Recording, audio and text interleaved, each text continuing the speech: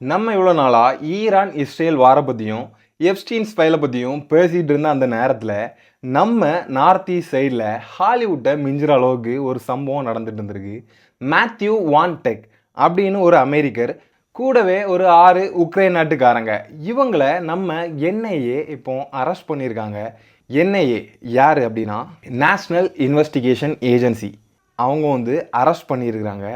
இவங்க எல்லாரும் டூரிஸ்ட் விசாவில் இந்தியாவுக்கு வந்துட்டு யாருக்குமே தெரியாமல் மியான்மர் பார்டருக்கு போயிட்டு அங்கே இருக்கிற ஒரு சில குரூப்புக்கு ட்ரோனை எப்படி ஓட்டுறது, அப்புறம் ஒரு சில சண்டை பயிற்சி முறைகள் எப்படி சண்டை போடுறது, இந்த ஒரு மெத்தடுகள் எல்லாத்தையும் அவங்களுக்கு சொல்லி கொடுத்துக்கிட்டு இருக்காங்க. இந்த ஆள் ஒரு சாதாரணமான ஆள் இல்லை அப்படின்னு சொல்லிட்டு இப்போ நிறைய விஷயங்கள் வெளியே வந்துக்கிட்டு இருக்கு. இவர் லிபியா, சிரியா இந்த போர்கள் எல்லாத்தையும் கலந்துக்கிட்ட ஒரு கூலிப்படை வீரர் அப்படின்னு சொல்கிறாங்க. ஆனால் இங்கே தான் ஒரு ட்விஸ்ட்டு.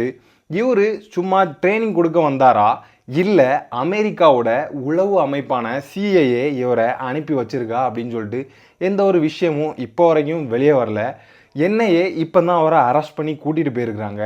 இப்போ ஒரு பெரிய விவாதமே போயிட்டுருக்கு. இது ஒரு பண்டோரா பாக்ஸ் மாதிரி அப்படின்னு சொல்லிட்டு நிறைய பேர் சொல்லிகிட்டு இருக்காங்க.